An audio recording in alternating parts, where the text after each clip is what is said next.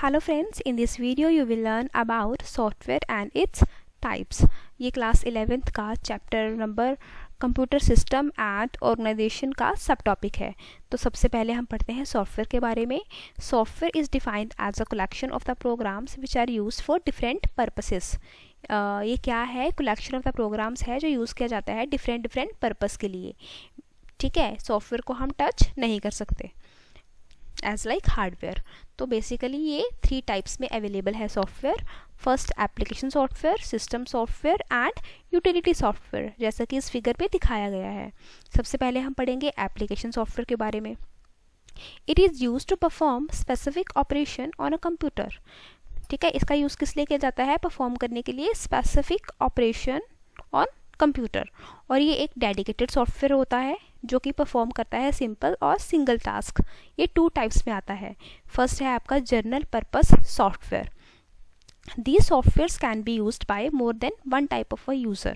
जो आपका general purpose software होता है ये मोर देन वन तरह के यूज़र जो है इसको यूज़ करते हैं। जैसे कि आपका MS एक्सेल हो गया, MS वर्ड हो गया। अब देखा जाए तो उनका यूज़ टीचर भी कर रहे हैं, स्टूडेंट्स भी कर रहे हैं, और किसी ऑफिस में देखा जाए तो ऑफिस में भी इसका यूज़ होता है। तो ये क्या है? General purpose software which is ready to use and manufacture by some company के द्वारा बनाए गए होते हैं। नेक्स्ट है आपका स्पेशल पर्पस, और इसे हम कस्टमाइज्ड सॉफ्टवेयर भी बोलते हैं। This software can be used by only one type of a user. इसे सिर्फ एक तरह का यूज़र ही यूज़ कर सकता है। फॉर एग्जांपल जैसे कि आपकी टिकट रिजर्वेशन सिस्टम हो गया, हेल्थ केयर मैनेजमेंट सिस्टम हो गया, बैंकिंग सिस्टम हो गया। ठीक है, अब बैंक में जो सॉफ्टवेयर यूज़ किया जाता है वो स्पेशल पर्पस सॉफ्टवेयर है। उसे सिर्फ बैंक में ही यूज़ किया जा सकता है और बैंक वाले ही जानते हैं कि उसे यूज़ कैसे करना है।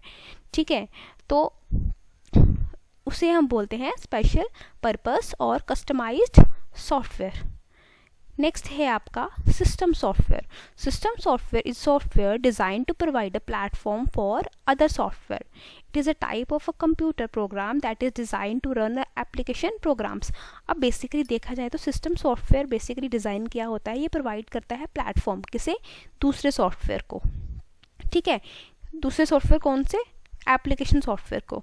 अब जैसे मैं आपको अगर एक रियल एग्जांपल दूं तो आप रेलवे ट्रैक को ले सकते हो। जैसे रेलवे ट्रैक होते हैं, अगर ट्रैक नहीं होएंगे तो आपकी ट्रेन नहीं चल पाएगी।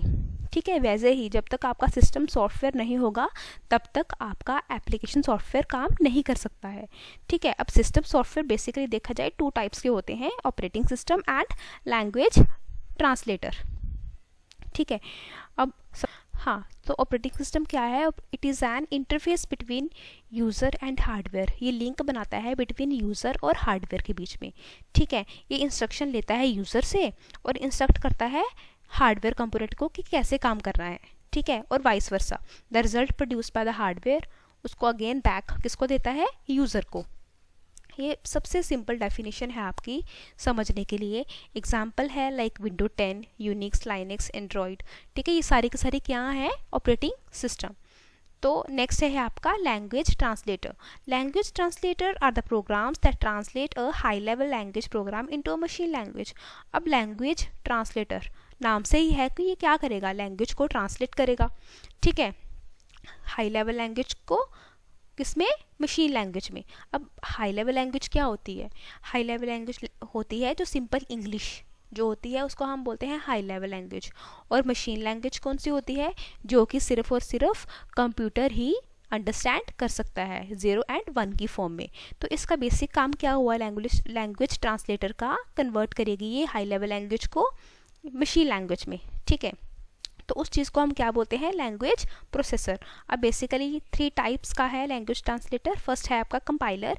ये कन्वर्ट करता है हाई लेवल लैंग्वेज प्रोग्राम को मशीन लैंग्वेज में, पूरा का पूरा प्रोग्राम एक साथ। ओके, देन है interpreter.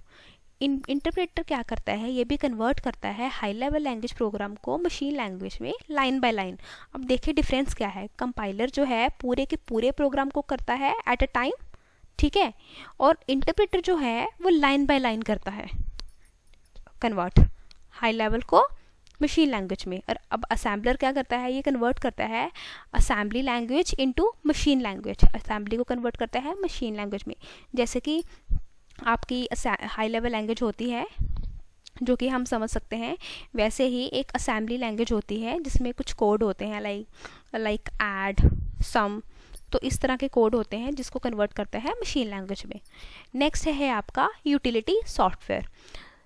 So these are the most basic type of software which provide high utility to the user and the system. These software are used to take backup, remove outdated file, recover data and other tasks that help in smooth operation of computer. अब utility software का basically देखा जाए तो काम क्या होता है, computer को अच्छे से काम करने के लिए ये सॉफ्टवेयर यूज़ किया जाता है। ठीक है, ये कंप्यूटर यूज़ करते वक्त जितने भी कोई प्रॉब्लम आती है ये उन प्रॉब्लमों को टैकल करता है। ठीक है, कोई भी आउटडेटेड फाइल हो जाती है उसे रिमूव कर देता है, किसी भी डाटा को रिकवर करने में ये हेल्प करता है। ठीक है, इसके बेस्ट एग्जांपल हैं एंटीवायरस सॉफ्टवेयर।